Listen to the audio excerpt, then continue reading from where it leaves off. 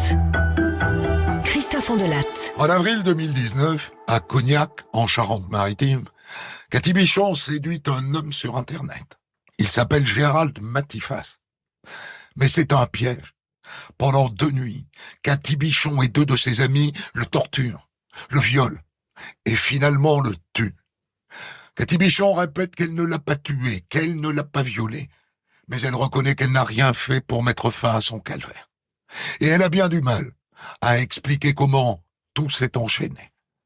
Ouvrons ensemble la cote B du dossier d'instruction de Cathy Bichon. Europe 1, Christophe Andelatte. Dans le système judiciaire français, le dossier d'instruction contient un sous-dossier appelé cote B.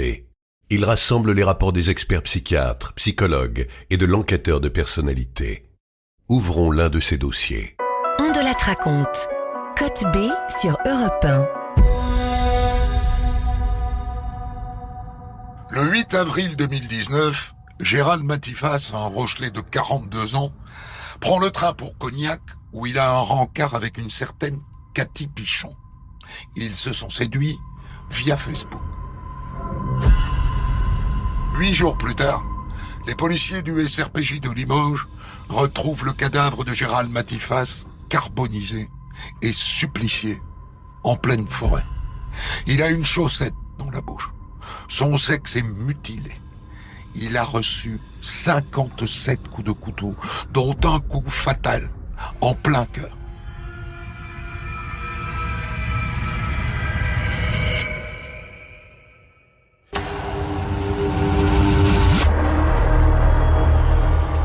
Rapidement, les policiers identifient les auteurs de ce meurtre. Cathy Bichon, 37 ans, mère de 4 enfants, la rabatteuse. Et Philippe Laroche, 26 ans, et David Klein, 35 ans, les bourreaux. Autant vous dire que cette affaire fait grand bruit dans la presse locale. Les Charentais sont stupéfaits par autant de violence et de barbarie. Le drame s'est déroulé dans cette maison juste derrière moi, située dans le Vieux-Cognac. Le 5 avril dernier, la victime, un homme âgé de 42 ans, arrive dans ce logement. Il aurait été attiré via les réseaux sociaux par une habitante de 38 ans. L'homme aurait subi ici de multiples sévices sexuels et autres mutilations auxquelles aurait activement participé cette Cognacaise, déjà connue des services de police. Dans le quartier, le voisinage nous a indiqué ne pas connaître ou ne pas avoir connu cette femme. Elle a été mise en examen et écrouée pour homicide volontaire, précédé, accompagné ou suivi d'actes de torture et de barbarie. Alors, en ce qui concerne l'aspect médiatique, c'est vrai que moi, je m'intéresse pas à ça. Et d'ailleurs, je suis rarement informé. Je pense que c'est même important pour un expert d'arriver avec un regard neuf et pas déjà infiltré des commentaires périphériques. Docteur Jean-Jacques Bertrand, expert psychiatre. Moi, je l'ai rencontré à la maison d'arrêt d'Angoulême. Alors, c'est pas une prison de femmes, mais c'est une prison dans laquelle il y a une section féminine.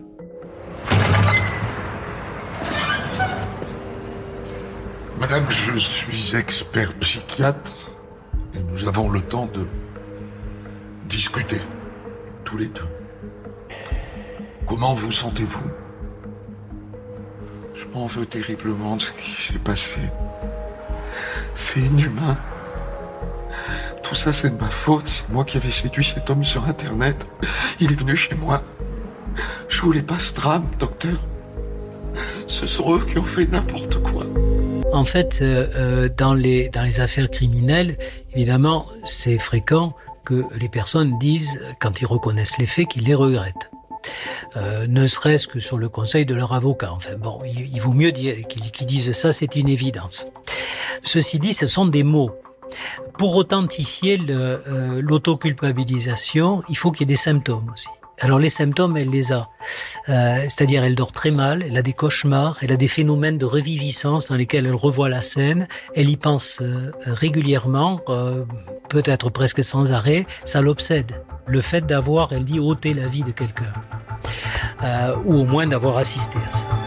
Parce qu'il faut savoir que finalement, un auteur, il devient, quand il est culpabilisé, sa propre victime. Il devient la victime de l'acte qu'il a commis. Et c'est les mêmes symptômes qu'on retrouve dans les états de stress post-traumatique avec ce qu'on appelle une hypervigilance, des troubles du sommeil, une anxiété, un syndrome de répétition avec une rumination mentale, des cauchemars, des phénomènes de reviviscence. On trouve les mêmes symptômes que si la personne avait été une victime psychologique. Code B54, enquête de personnalité. Madame Cathy Bichon est née le 10 juin 1981, troisième d'une fratrie de 5 enfants, nés de 5 pères différents. Aucun des enfants n'a connu son père, sauf la dernière. Cet effacement paternel est, selon les enfants, une volonté délibérée de la mère. Le diagnostic que j'ai posé, le diagnostic essentiel, c'est celui de personnalité borderline. Alors, une personnalité borderline, moi je retiens 3 axes pour la définir. D'abord, l'abandonnisme, c'est-à-dire le fait que dans l'enfance, la personne ait subi des sévices, était carencée affectivement. Ensuite, deuxième axe, l'indétermination, le fait qu'on a affaire à une personnalité qui n'a pas été construite, donc la métaphore que j'emploie moi habituellement, une personnalité liquide, et qui a besoin donc d'un contenant pour être, pour être conforme. Et le troisième axe, c'est la labilité comportementale, c'est-à-dire le fait que quand cette personne n'a pas de contenant, n'a pas d'étayage, à ce moment-là, elle se dissout en vrac un peu, et a un comportement qui à ce moment-là est proche des dissociaux, c'est-à-dire avec une absence de respect des règles et puis une instabilité totale et une incohérence psychique. Vous savez, docteur, mon enfance était, je dirais, moyenne. J'ai pas de super souvenirs de mon enfance. Déjà, je connais pas mon papa. C'est ma grande sœur qui jouait un rôle de maman pour moi, plutôt que ma mère. Je pense que ma mère, elle me voulait pas. Bon, ma grande sœur, elle a 9 ans de plus que moi. Et puis, l'ex-copain de ma sœur, il m'a violé quand j'avais 14 ans. J'en ai parlé à ma mère, mais elle m'a dit que de toute façon, je racontais que des conneries. Il n'y a pas eu de plainte. Et il s'est pendu peu de temps après. J'avais pas besoin de faire de fugue. J'étais libre, de toute façon. Chez Cathy Bichon, en ce qui concerne sa biographie, c'est ce que ça souligne. Bon, dans l'enfance, de nombreuses carences, une enfant non désirée, une mère qui est complètement défaillante, qui délègue finalement son autorité maternelle à une sœur aînée, le copain de la sœur aînée qui viole Cathy à son adolescence, la mère qui ne la croit pas, une absence de père aussi, et puis une dérive à l'adolescence dans des conduites addictives diverses, puisqu'elle n'avait pas aucune limite, et elle dit elle-même qu'elle n'avait pas besoin de fuguer, puisque de toute façon elle sortait comme elle voulait. Donc une enfance sans repère, une enfance qui n'a pas été construite. Finalement, le ciment des repères, le grand facteur de cohésion, c'est l'amour. Bon, l'amour, il y en avait pas vraiment. Ce qui fait que dans la vie adulte, cette absence de repères, et ce sont les repères qui nous permettent de nous orienter, de déchiffrer la réalité. Eh bien, chez elle, cette absence de repères fait que quand elle n'a pas un contenant, quand elle n'a pas un étayage, eh bien, elle part en live en quelque sorte.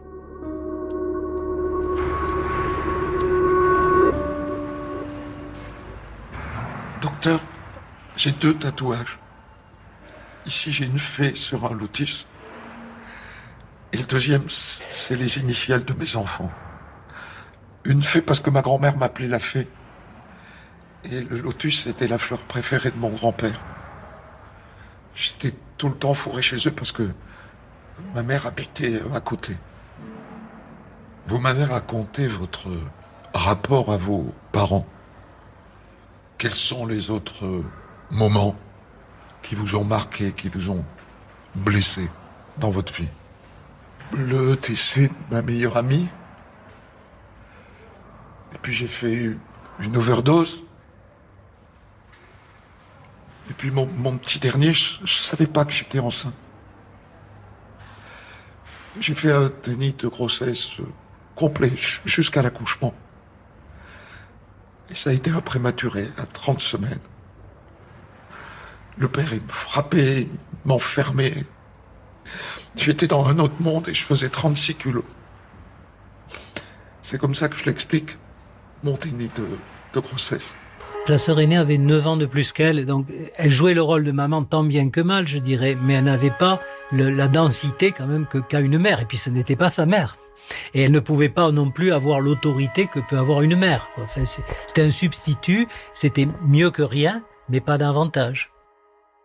Et alors, sur cette base, si vous voulez, de repères poreux, de repères, moi je dirais fluides, liquides, après, dans sa vie future, elle a eu des périodes où elle était adaptée.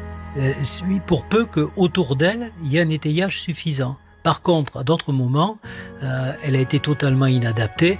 C'est quand même ce qui domine, avec une instabilité professionnelle où elle a passé, je crois, 8 ans sans activité, une instabilité affective avec 4 relations, donc 2 avec des hommes violents, 4 enfants de 3 pères différents, un acte suicidaire ou criminel de défenestration. Elle sait même pas, parce qu'elle était dans un état d'ébriété très avancé, parce que là aussi dans ces instabilités il y a des conduites addictives importantes, cannabis, alcool. Sachant que pour la défenestration, mon hypothèse c'est que c'est plutôt suicidaire que criminel, dans la mesure où c'est une des modalités suicidaires des borderline, qui cherchent des limites, des repères, et il les trouve dans le suicide, en tout cas par la projection, soit d'une hauteur, soit contre un obstacle, un véhicule, soit par des projectiles. Code B40, expertise psychiatrique du docteur Jean-Jacques Bertrand.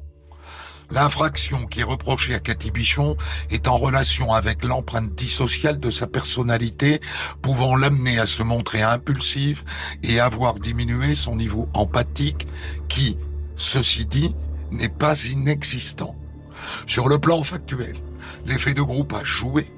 Elle se décrit comme ayant en quelque sorte suivi, poussée par la peur, ce que nous ne pouvons pas exclure.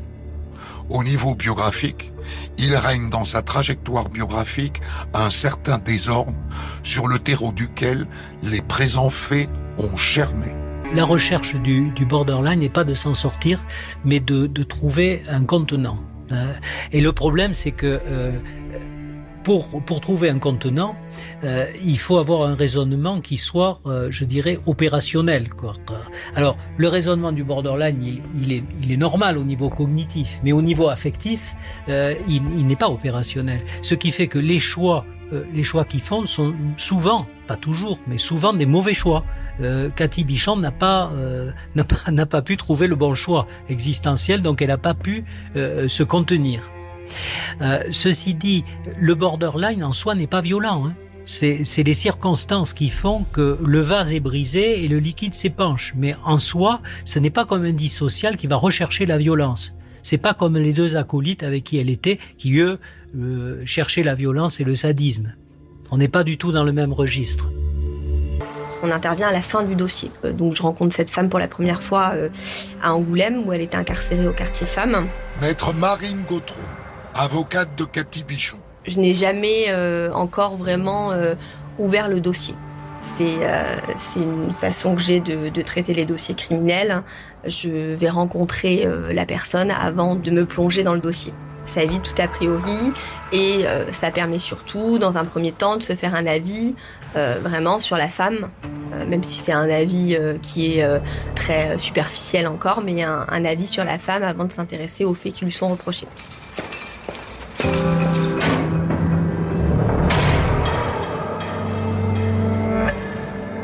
À Angoulême, le quartier femmes, c'est 10 à 12 femmes. C'est petit, vous entrez, c'est assez, je vais pas dire cosy, mais c'est pas en rose. Vous avez 2 petits parloirs.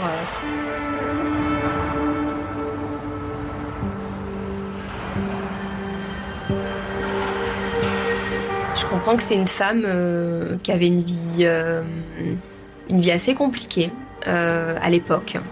Une vie, je dirais pas de débauche parce que c'est pas ça, mais une vie où elle fréquentait beaucoup d'hommes, elle avait une situation personnelle très instable, des enfants placés, de l'alcool, de la drogue, donc tout ça bien sûr.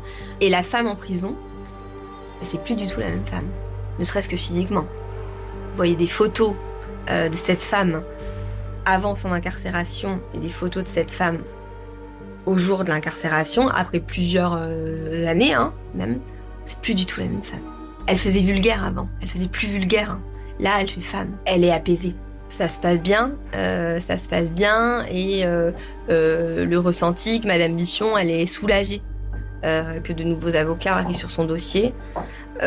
Puis Madame Bichon, ça va être surtout le lien qui va se créer au fur et à mesure, ce besoin pour elle de se confier surtout à une femme en qui elle a confiance.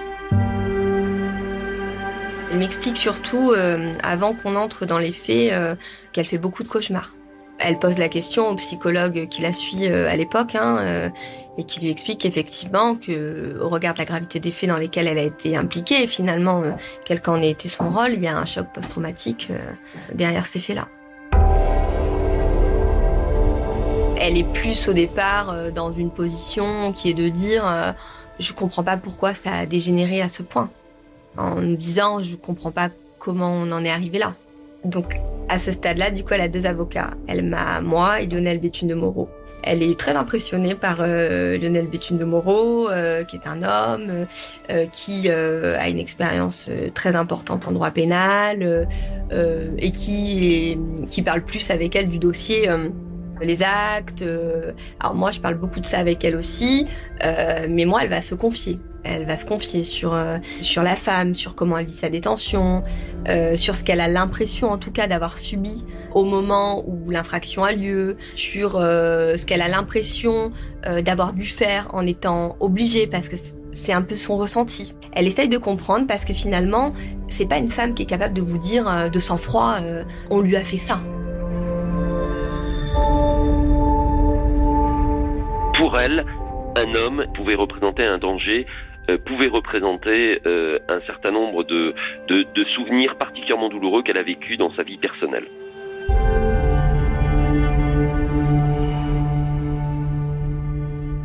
Bon, madame, il faut que nous avancions. Je suis votre avocat. Vous devez me faire confiance. Nous sommes maintenant à quelques semaines de votre procès. Il faut que vous me racontiez tout. Comment ça s'est passé cet après-midi-là?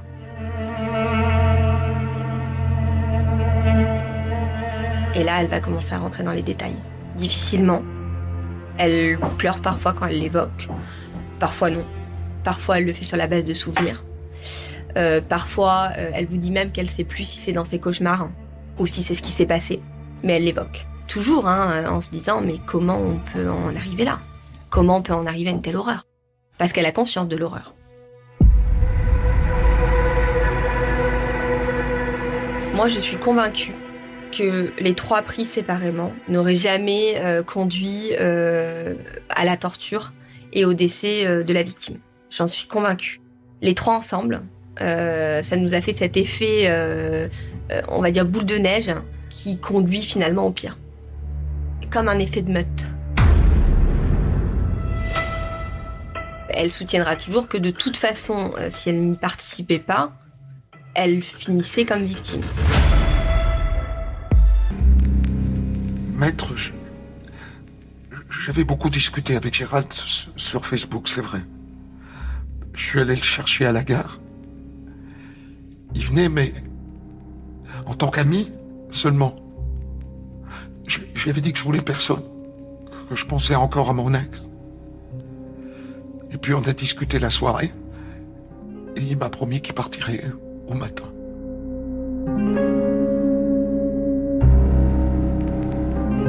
L'étincelle, on la comprend sans la comprendre. Maître Marine Gautreau, avocate de Cathy Bichon. C'est-à-dire que même elle. C'est-à-dire que même elle, quand elle en revient à ce pourquoi ça dégénère, elle n'arrive pas à expliquer comment on peut en arriver là. Mais l'étincelle, finalement, c'est cet homme qu'elle rencontre sur Internet, qui vient chez elle passer des vacances. Finalement, On a l'impression qu'il lui plaît pas plus que ça, parce qu'il a pas l'air de ressembler aux photographies qu'elle a vues. Pour autant, c'est un homme gentil avec elle. Ils s'entendent bien, mais elle ne veut pas plus. Il dort sur le canapé. Elle dort dans sa chambre. Et une nuit, il vient la rejoindre. Il essaye pas de la violer, il essaye pas de l'agresser, absolument pas. Il lui demande juste s'il peut s'allonger à côté d'elle. Ce qu'elle accepte. Et suite à ça, elle lui demande de partir. Et il refuse de partir. Et l'étincelle, c'est là. C'est apparemment, à ce moment-là, elle en contacte un, qui est un de ses ex-compagnons. Enfin, en tout cas, un homme avec qui elle a eu une histoire brève, et qui vient accompagner du deuxième. Pour le faire partir.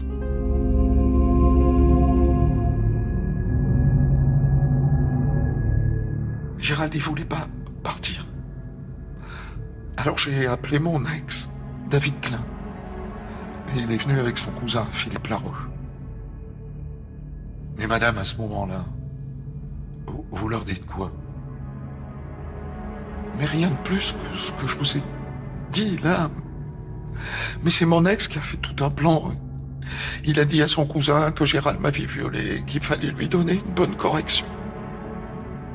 Vous n'aviez jamais dit ça? Non, jamais, maître. Mais ils ont décidé de corriger Gérald. Ça a commencé par une gifle. Et après, ils l'ont balafré. Gérald Matifas reçoit les premiers coups sur une aire de repos. Puis il l'emmène chez Cathy Bichon. Là, elle prétend qu'elle lui a soigné ses blessures au visage, mais qu'immédiatement après, David Klein s'en est pris de nouveau à lui. Elle dit qu'il l'a poussé dans les escaliers de la cave et qu'il lui a dit « Ah, de toute façon, au point où on en est maintenant, faut te tuer, parce que sinon tu vas nous balancer à la police. » Vous savez, docteur, David a menacé de s'en prendre à mon fils si je les suivais pas. Alors on est descendu à la cave. Ils ont attaché Gérald. Ils lui donnaient des coups de poing. Et comme il criait, ils lui ont mis quelque chose dans la bouche, je sais pas quoi. Et ils m'ont dit, faut que tu le frappes pour toute la haine que t'as envers les hommes. Alors je lui ai donné 4 ou 5 coups de pied. Par peur de finir comme lui. Après, Philippe, il m'a dit de fumer une cigarette qu'il m'avait faite avec de la cocaïne dessus. Et je l'ai fumée. Et pendant que je la fumais, ils lui ont lacéré le sexe à coups de couteau. Et après, avec des bouteilles de DSP et de whisky, ils l'ont violée. David, après, il lui a planté son couteau dans la cuisse gauche. Et Philippe lui a planté le sien dans chaque main. C'était horrible. J'avais peur, docteur. Et alors, Cathy Bichon n'est jamais vraiment rentrée dans ce processus. Docteur Jean-Jacques Bertrand, expert psychiatre. Eux, les deux, là, David et Philippe, voulaient absolument la coopter. Et c'était nécessaire parce que je pense qu'ils venaient pour commettre des actes sadiques. Je pense qu'ils venaient pour ça, et il fallait qu'elle participe au clan. Alors pour ça ils l'ont menacée, au moins c'est ce qu'elle dit, mais ça me paraît tout à fait crédible. Hein. Donc on trouve ça des fois dans des phénomènes de groupe où des personnes ne participeraient pas, mais participent parce qu'ils ont peur d'être la prochaine victime. Donc il y avait cet élément de pression morale et de peur induite, et il y avait de quoi, parce qu'elle les avait vus quand même auparavant être extrêmement violents avec Gérald, et le balafré d'ailleurs. Alors moi la balafre, c'est quand même une blessure qui me paraît témoigner d'un mauvais pronostic ultérieur, et ça commence mal parce que on s'attaque à quelqu'un à son visage, ça va donner quelque chose d'indélébile, ça donne envie, entre guillemets, de terminer le travail. Donc elle les a vus à l'œuvre, elle a vu quand même qu'ils plaisantaient pas, donc elle en avait peur. C'est le premier point. Ensuite, ils lui ont fait consommer de la cocaïne, parce qu'elle dit. Alors là, l'objectif était de la désinhiber, de la mettre dans un état second, donc qu'elle intègre le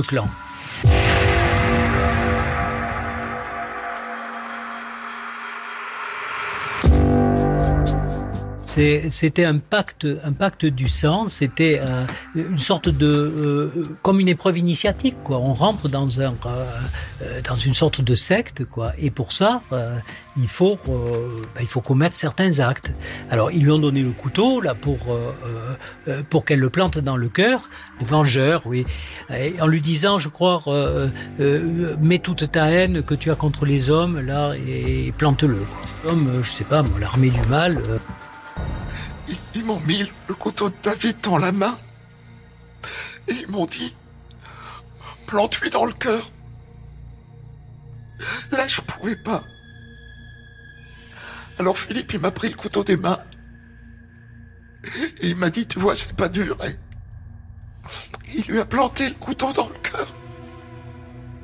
Qu'est-ce que vous avez fait ensuite? Et on est remonté boire un verre. Et là, les deux m'ont dit, on est unis pour la vie. Et Philippe, il a rajouté, et tu vas faire ta vie avec David. Et David, il m'a pris de force pendant 15 jours, tous les soirs, jusqu'à temps que je me fasse arrêter. Et j'étais obligé de lui obéir. Elle ne peut pas le faire parce que quelque part, si un borderline peut être dépassé par sa violence, quand il est saisi par quelque chose de passionnel, ce n'est pas quelqu'un d'intrinsèquement violent. Le borderline n'a pas de plaisir à commettre des violences. Il les commet parce que lorsqu'il est débordé par lui-même et par sa passion, par une espèce de vengeance, quoi, ou d'autres sentiments. Mais en tout cas, ce n'est pas de la violence pour le plaisir. Ce n'est pas du sadisme. Et là, elle peut pas. Malgré la cocaïne. Là, on avait quand même l'impression d'un certain raffinement dans la durée, dans les coups, dans les exactions, dans ce qui a été retenu comme les actes de torture et barbarie. Maître Lionel de Béthune de Moreau, avocat de Cathy Bichon. Ce qui peut-être caractérise un mobile de règlement de compte. C'est-à-dire qu'au-delà de la personnalité de cette malheureuse victime, c'était peut-être ce qu'incarnait cette victime. Pour Cathy Bichon, c'était peut-être simplement sa masculinité, alors même qu'elle indique avoir tellement souffert des relations qui ont été occasionnées au cours de sa vie par les différents hommes dont elle a partagé l'existence.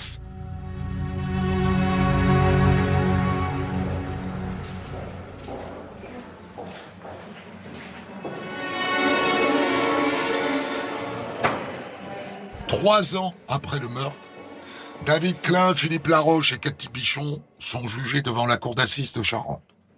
La presse les surnomme les barbares de Cognac. Il arrive régulièrement que les cours d'assises aient à connaître de dossiers d'assassinat ou de meurtre. Là, on est sur un dossier malheureusement exceptionnel du fait des actes de torture et de barbarie, où il y a un effet de groupe, où en réalité il y a un effet de meute, où il y a une concentration de 2, 3, 4 personnes sur une seule victime et une volonté de lui infliger des souffrances hors du commun. On part mal. Plus gros dossier de Charente, il me semble, depuis de très longues années. On sait ce qu'on encourt. On sait qu'on encourt une perpétuité.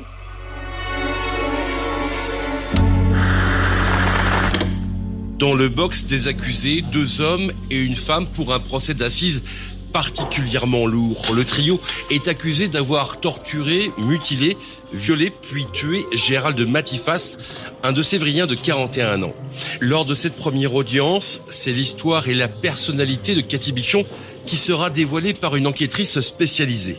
Un retour vers le passé avec un point commun à tous les accusés. Un cadre familial chaotique, point de départ d'une dérive sans fin. Qu'est-ce qui fait que ces gens qui se montrent aujourd'hui en arrivant dans la cour... Maître Véronique Chabrier, avocate de Philippe Laroche. Comme monsieur, madame, tout le monde, sous un jour qui, somme toute, ne laisse rien apparaître. Qu'est-ce qui fait que ces gens-là sont capables de telle cruauté? Il y a sûrement des explications. familiale, médicale, sociologique. Dans ce procès hors norme de 7 jours aux assises de la Charente, avec des actes d'une cruauté inédite dans l'histoire de la justice de ce département, il n'y aura qu'une partie civile, la fille de la victime. Je pense que ce qu'elle attend, parce que c'est en son nom que je parle, c'est que... Maître Frédéric Hardy, avocat de la famille de Gérald Matifas. On sache exactement ce qui s'est passé tout simplement sur ces différents jours du mois d'avril 2019, parce que évidemment c'est les réponses qu'elle souhaite avoir et savoir ce dont son père a été malheureusement victime.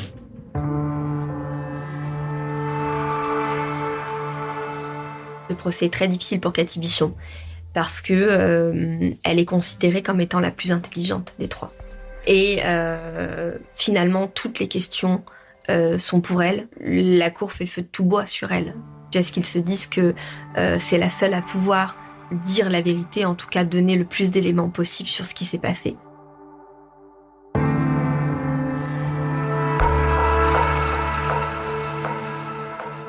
Séance, explication aujourd'hui devant la cour pour le trio infernal, ou du moins tentative d'explication, car les réponses des 3 accusés ont été laborieuses.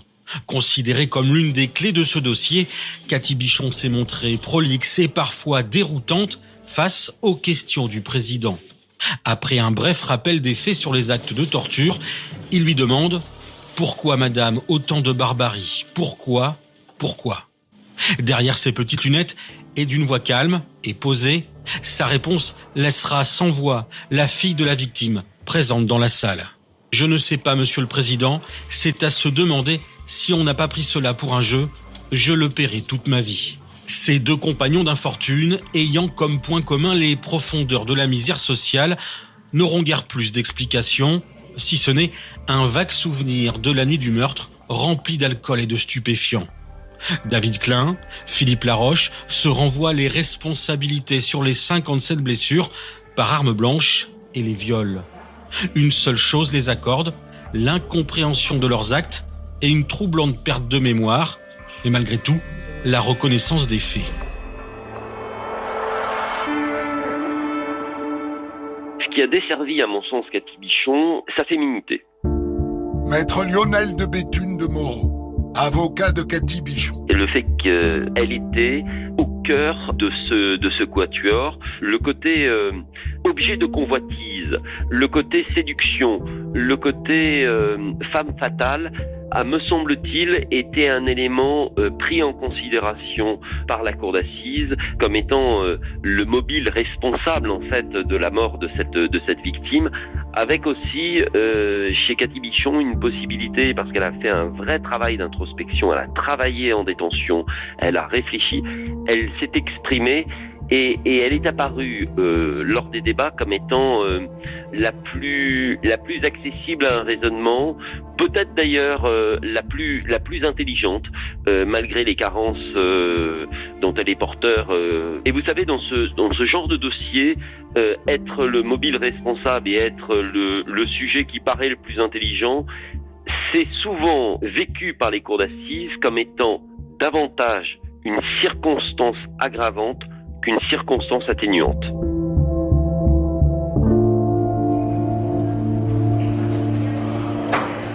Dans le box des accusés, Cathy Bichon, David Klein et Philippe Laroche ont écouté impassibles les réquisitions de l'avocate générale.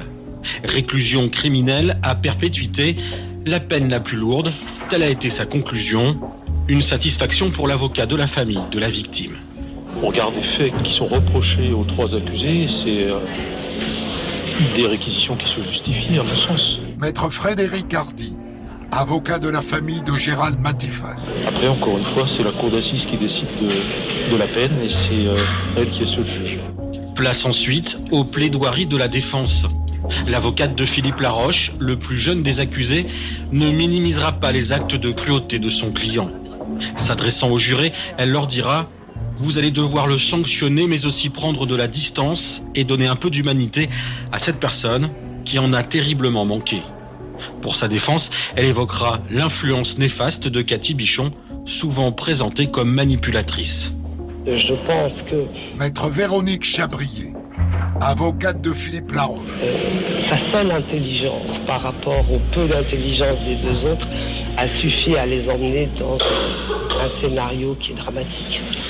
Pour la défense de David Klein, ses avocats tenteront d'amoindrir sa participation aux faits sans remettre en cause ses gestes de torture. Il n'y a aucune excuse à mettre au crédit de mon client, a-t-elle dit, tout en rappelant sa fragilité psychologique.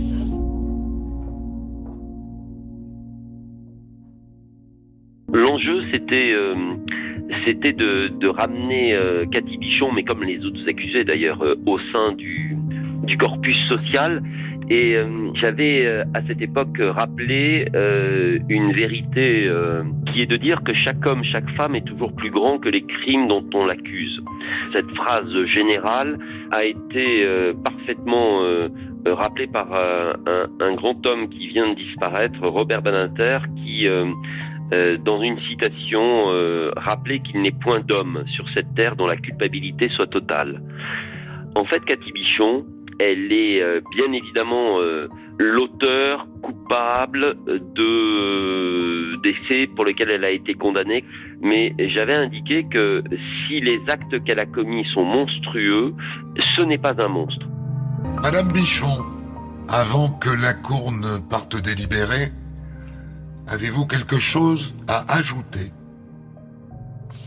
Quand je me vois dans la glace, je me vois pas comme une femme, mais comme une monstre qui a commis un acte horrible.